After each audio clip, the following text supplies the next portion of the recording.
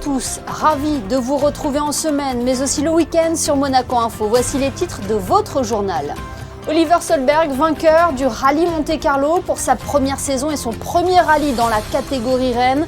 Le Suédois a fait sensation, nous l'entendrons dans quelques instants. Le Prince Albert II en Arabie Saoudite pour le lancement de la saison de E1 Series. Il a pu apporter son soutien au Team Monaco qui y participe pour la première fois et qui a terminé 9e à Jeddah. Maxime Nocher nous livrera ses impressions. Djorkaeff, Shevchenko, Charles Leclerc sur la pelouse du Stade Louis II.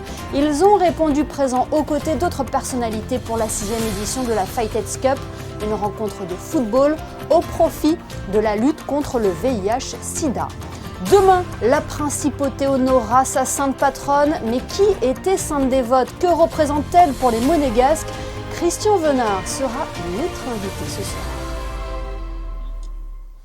Nous ouvrons donc ce journal avec la victoire d'Oliver Solberg au Rallye Monte-Carlo. Le Suédois était bien placé pour remporter cette 94e édition.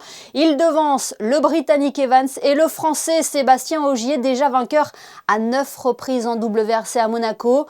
Gaëtan Lebrun nous en dit plus avec Julien Laugier. Après plusieurs jours de course dans des conditions extrêmes, entre neige, glace et routes sèches, le Rallye Monte-Carlo s'achève dans une ambiance électrique. Et l'histoire s'est écrite sous nos yeux. À seulement 24 ans, Oliver Solberg est devenu le plus jeune vainqueur de l'histoire du Rallye Monte-Carlo. Je pense travailler très bien avec la team.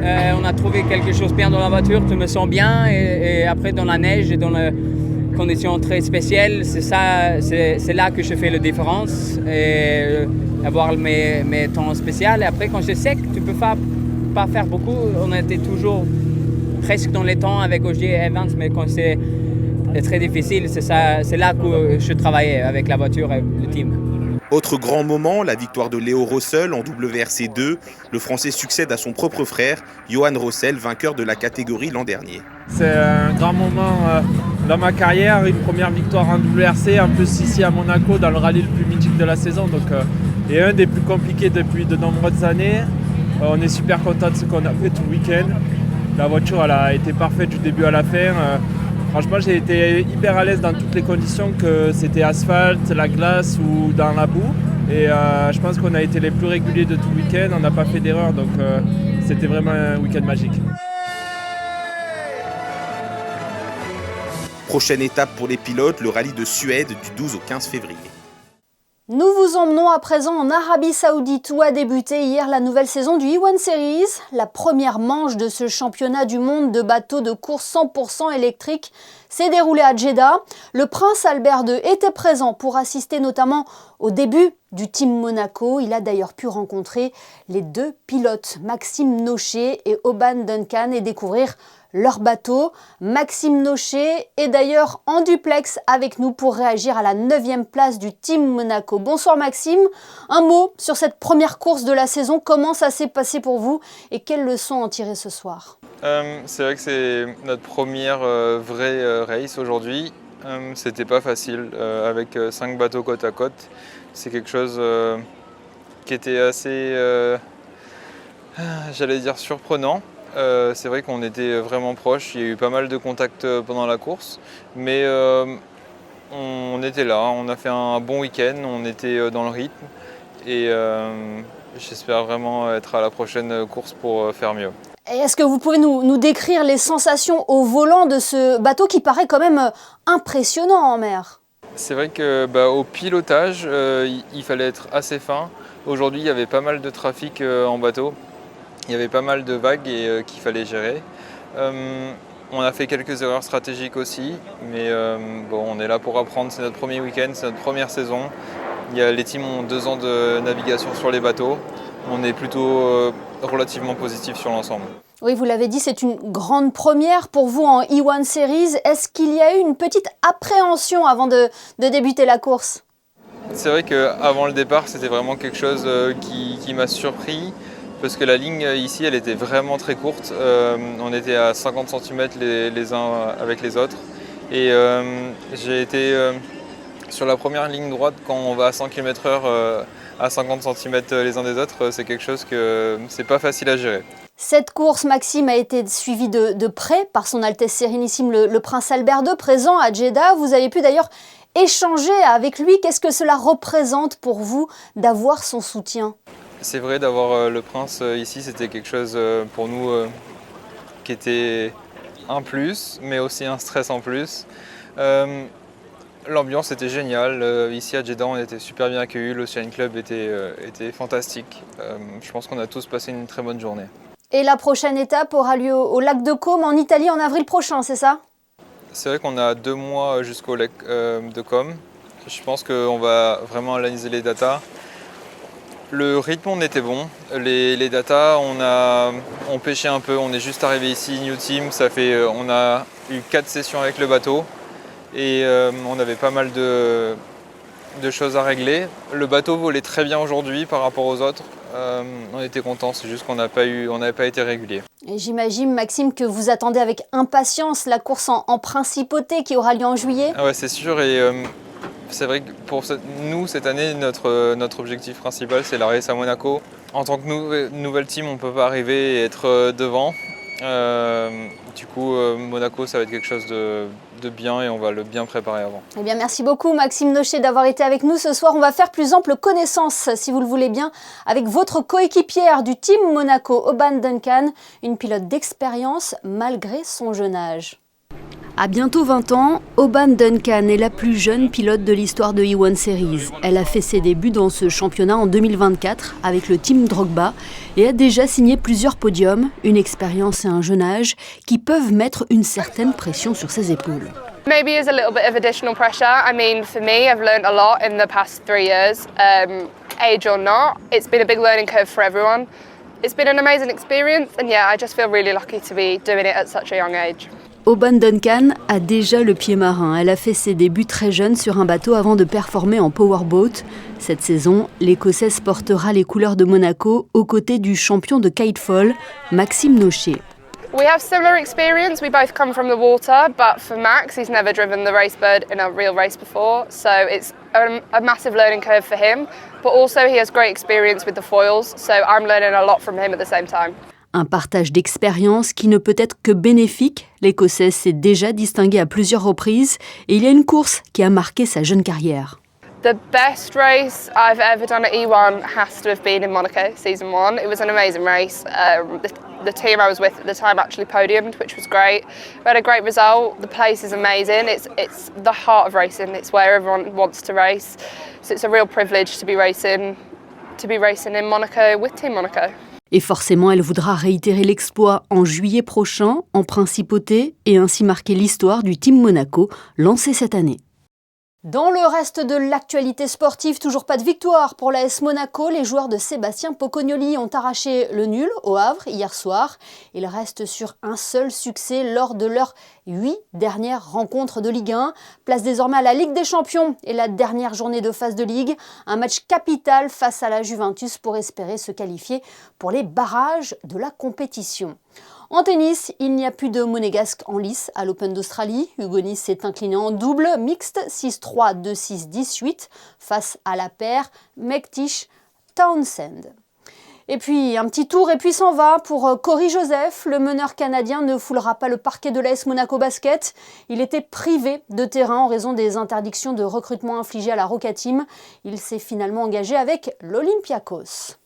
Il y avait du football hier au Stade Louis II. La 6e édition de la Fighters Cup a réuni des personnalités, des anciens joueurs professionnels et des figures du sport autour d'une cause commune, la lutte contre le VIH-Sida.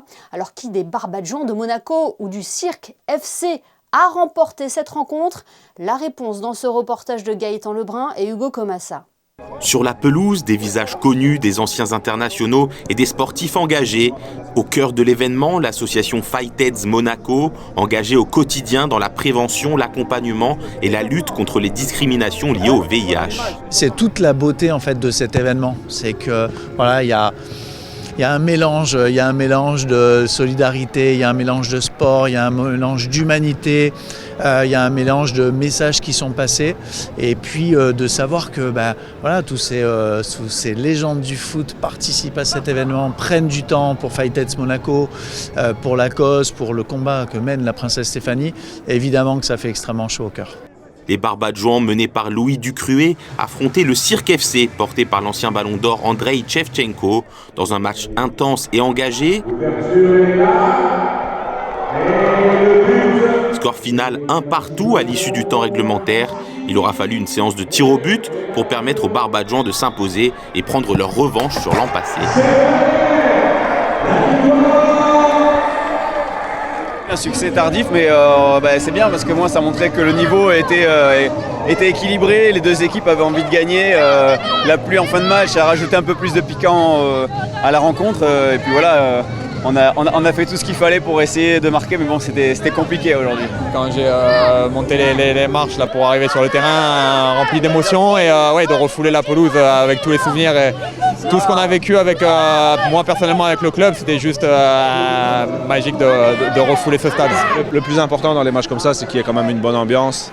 Voilà, après le résultat, bien évidemment, on a toujours envie de gagner. Si on ne gagne pas, on est là pour la bonne cause d'abord. Et voilà, mais franchement, on a passé un bon moment. Un message fort, la Fightets Cup continue d'unir le sport et l'engagement au service d'une cause essentielle. Il s'agit de l'une des plus anciennes traditions en principauté, la Sainte Dévote. Les célébrations débuteront dès ce lundi et seront rythmées par plusieurs temps forts. Pour évoquer cela, mais aussi l'histoire de la sainte patronne de Monaco, le délégué épiscopal à la communication du diocèse de Monaco est avec nous. Bonsoir Christian Venard. Bonsoir Émilie. Monaco s'apprête donc à célébrer sa sainte patronne, mais tout d'abord, qui était dévote ? Sainte Dévote, notre grande sainte patronne de la principauté, de la famille princière, du diocèse de Monaco. C'est une jeune femme, on est au début du IVe siècle, il y a des persécutions assez violentes qui sont réclamées par l'empereur Dioclétien, et elle vit en Corse, et c'est là qu'au nom de sa foi, elle va être martyrisée, on pense vraisemblablement elle va être lapidée, et les premiers chrétiens de Corse vont mettre le corps de Sainte Dévote dans une barque, en espérant que cette barque aille vers l'Afrique du Nord où la chrétienté est florissante. Et puis en fait, cette barque, des vents contraires, ou alors on va peut-être dire Dieu lui-même, va pousser cette barque jusqu'ici dans ce qui ne s'appelle pas encore Monaco, mais le Port Hercule, et dans ce vallon des Gomates qui est derrière moi, où depuis, il y a eu une abbaye et désormais cette petite église de Sainte Dévote. On l'entend, son récit de vie est lié à Monaco, mais aussi à la Corse. D'ailleurs, la Corse a pour sainte patronne Sainte Dévote.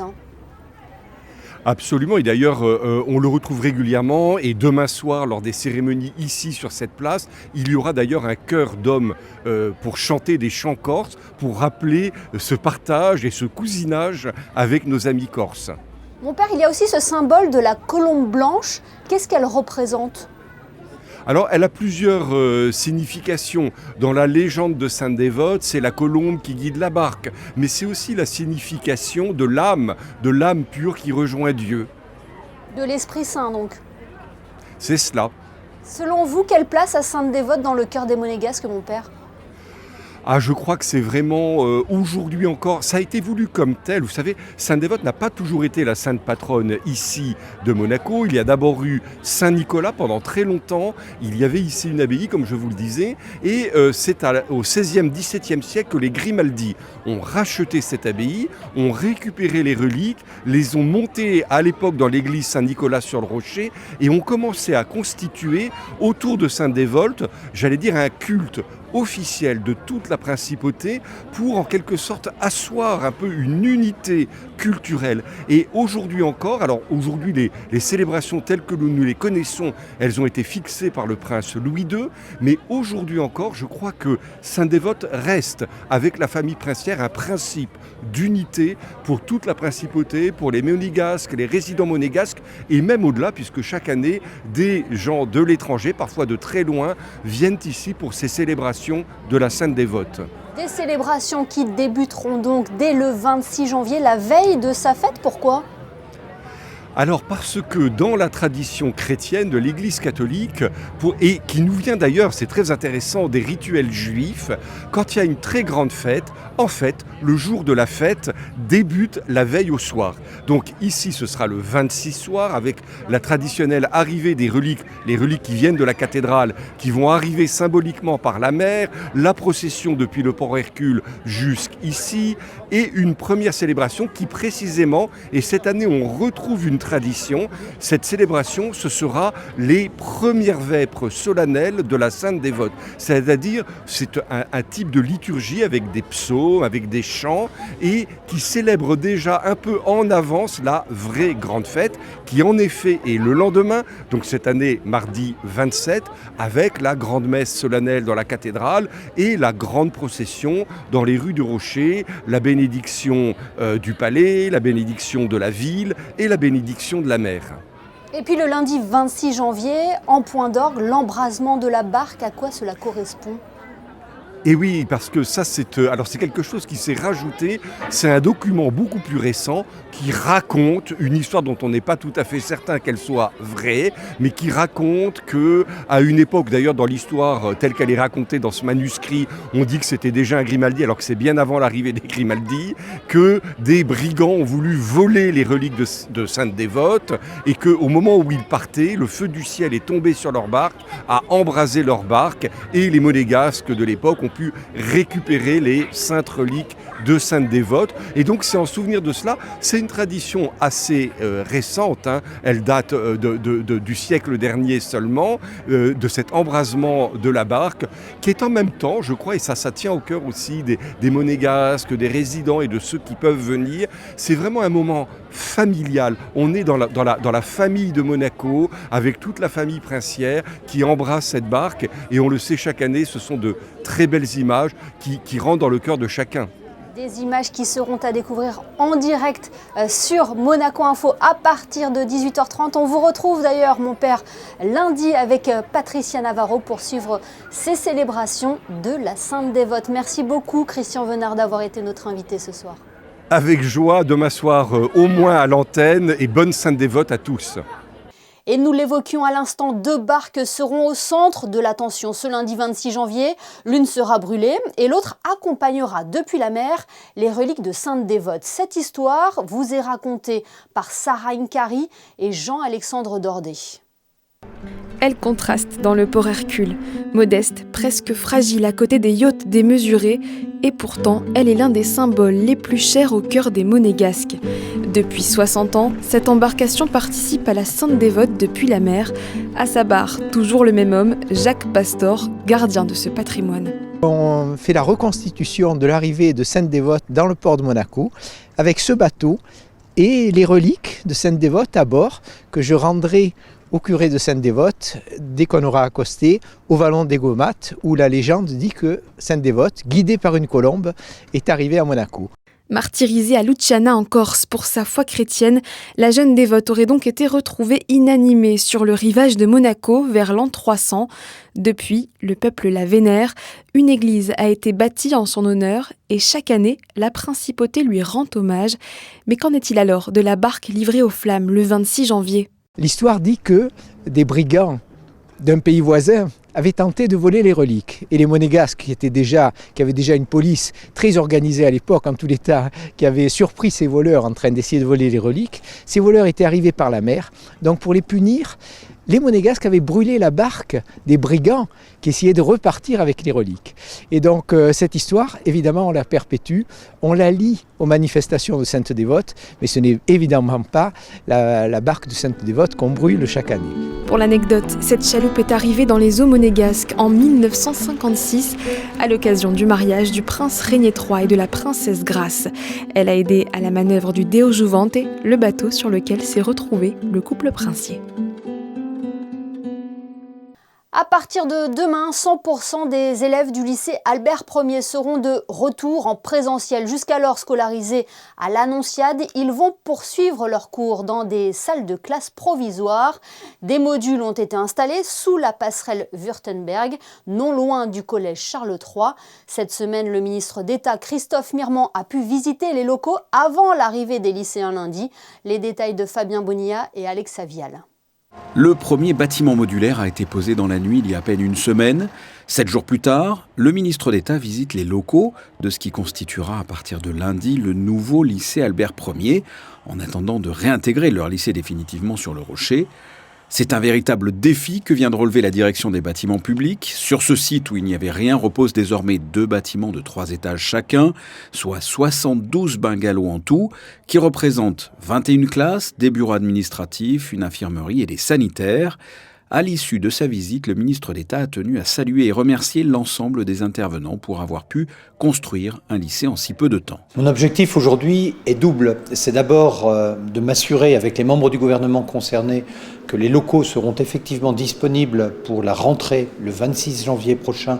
Nous avions annoncé cette date pour permettre le retour en présentiel de tous les élèves du lycée Albert Ier. Et c'est le cas puisque aujourd'hui, les locaux sont disponibles, fonctionnels et ont été aménagés dans un temps record par les équipes qui se sont mobilisées dans cette perspective.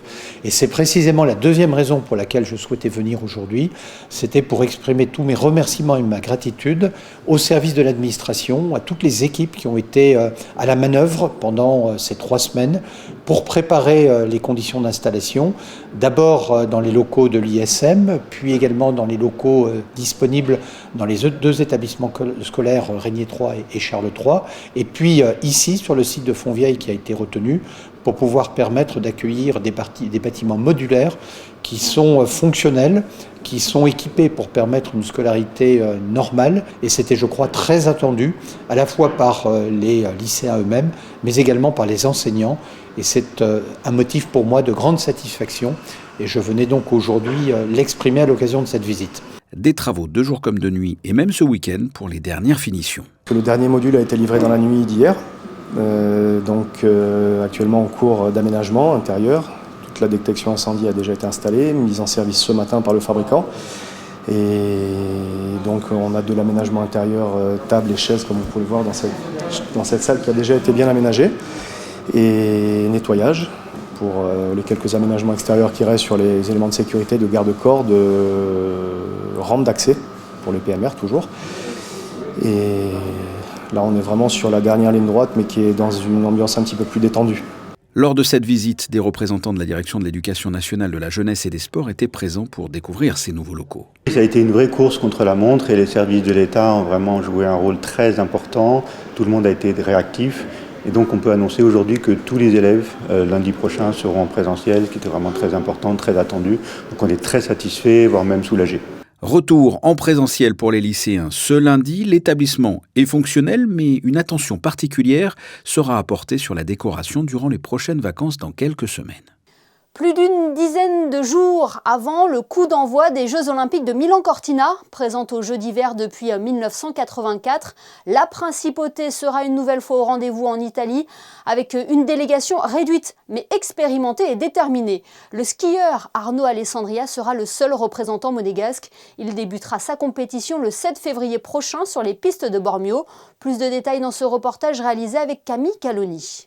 C'est l'un des événements sportifs majeurs qui réunit les meilleurs athlètes au monde.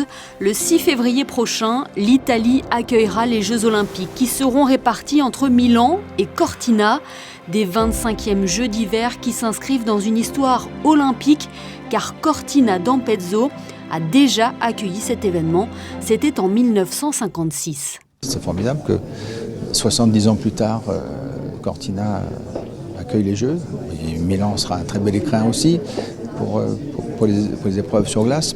Mais voilà, je crois que c'est des Jeux qui s'inscrivent dans une durabilité fidèle à l'engagement pris dans les engagements du CIO vers plus de durabilité avec le plan 2020.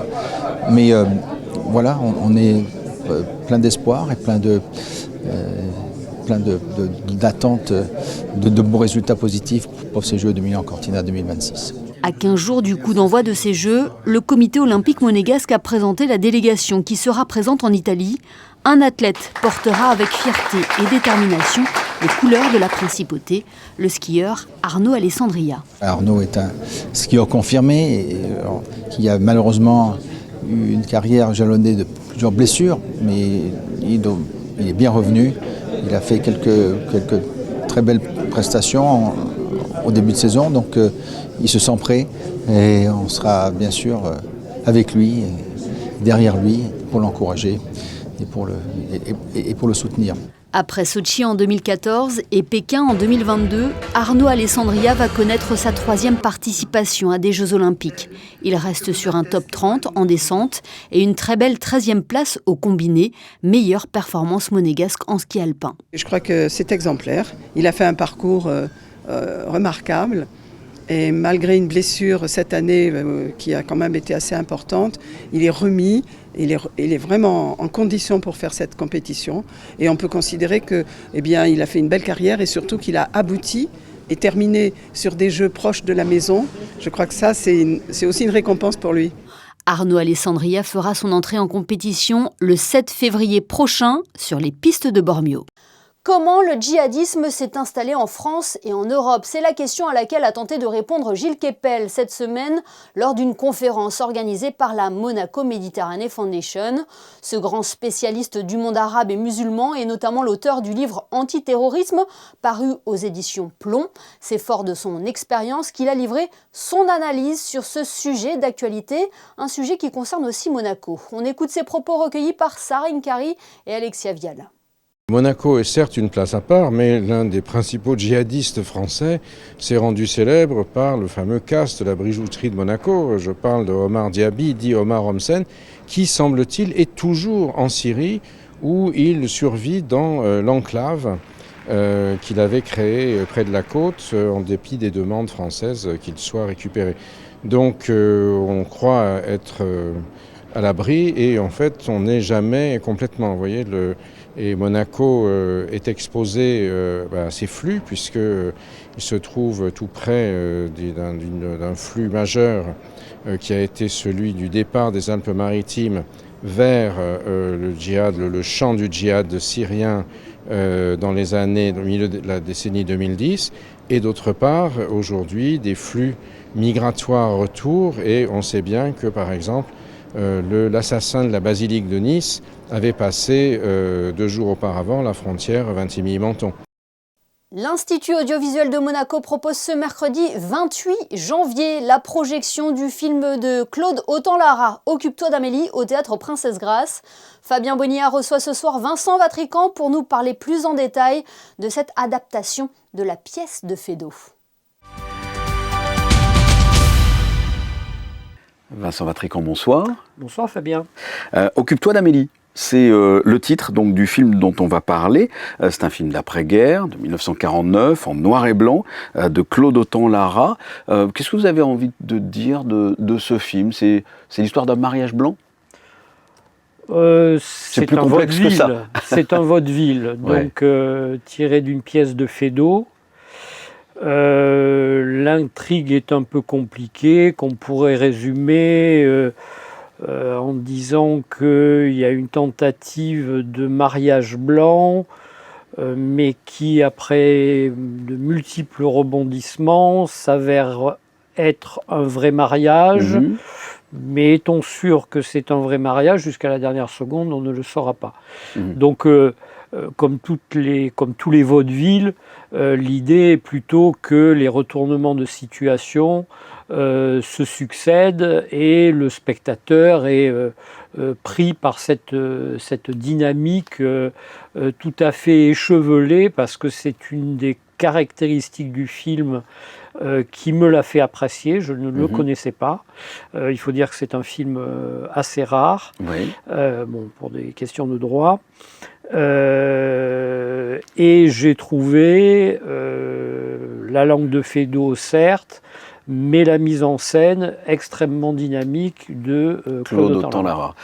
C'est une projection avec le Théâtre Princesse Grace. Oui, c'est notre label théâtre et cinéma qu'on développe depuis plusieurs années avec le Théâtre Princesse Grace. Donc c'est un pur film de théâtre, puisque c'est le film met en scène d'une pièce de théâtre, mais le tour de force du film, c'est qu'à un moment, la pièce de théâtre elle-même bascule en film, avec cette idée que le spectateur lui-même est amené à donner son avis et à essayer même de changer le cours de cette pièce film. Donc c'est pour ça que le film est assez dingue, pour le dire un peu trivialement. D'ailleurs, j'ai bien relu certains entretiens de Woody Allen. La Rose pourpre du Caire s'est un peu inspiré, absolument, de ce film. Bon, pas l'intrigue proprement dit, le contexte, ça se passe dans le Paris de la Belle Époque, etc. Donc ça, on n'y est pas du tout. Mais cette idée de la pièce qui bascule en film et le film qui pourrait peut-être faire changer la réalité, quoi. Voilà. Là où le film dont nous parlons Occupe-toi d'Amélie. Évidemment, détonne et surprend, c'est que la mise en scène est très inventive, là où, par ailleurs, Autant-Lara pouvait être un peu plan-plan. Là, il y a des trouvailles, il y a des idées, et surtout, cette construction du cinéma dans le théâtre dans le cinéma, tout finit par se mélanger dans ce film, et à notre plus grand bonheur, notre plus grand bonheur. Donc allons voir Occupe-toi d'Amélie, vous êtes d'accord avec ça? Absolument. Allons voir ce film. Merci Vincent. Merci Fabien. Une idée de mon beau-grand-père. Il a laissé 1200 000 francs à mon oncle qui me les remettra le jour de mon mariage. Mais non, on fait semblant. Hein? Combien que vous en trouveriez qui aurait fait ça? Évidemment. Évidemment. Non, ça j'aime bien Amélie, mais de là à l'épouser. Moi j'ai bien épousé sa mère. Occupe-toi d'Amélie de Claude Autant-Lara, c'est donc ce mercredi à 20h au Théâtre Princesse Grace. Avant de nous quitter, un nouveau podcast vient d'enrichir les nombreux entretiens déjà réalisés par Geneviève Berthy. Sa toute dernière invitée est Hélène Tessera, la nouvelle chef sommelière du Louis XV Alain Ducasse à l'Hôtel de Paris. Ce podcast est d'ores et déjà disponible sur toutes les bonnes plateformes d'écoute. Ainsi s'achève cette édition, merci de nous avoir suivis. Dans un instant, la météo de Frédéric Elion, que vous retrouverez aussi aux commandes des experts du rallye tout à l'heure. Demain, retrouvez Théo Schumer pour votre JT. Très belle soirée à tous sur Monaco Info.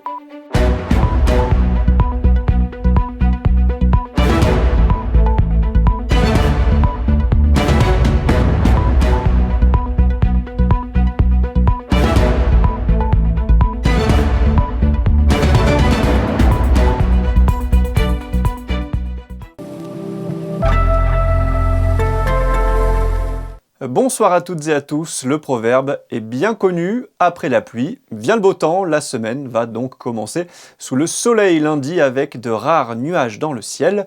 Il fera donc beau pour les célébrations de la Sainte Dévote et côté température, il fera 6 degrés le matin et 12 l'après-midi. Lundi 26 janvier, pensez à souhaiter une bonne fête au pôle au féminin. Bonne soirée sur Monaco Info.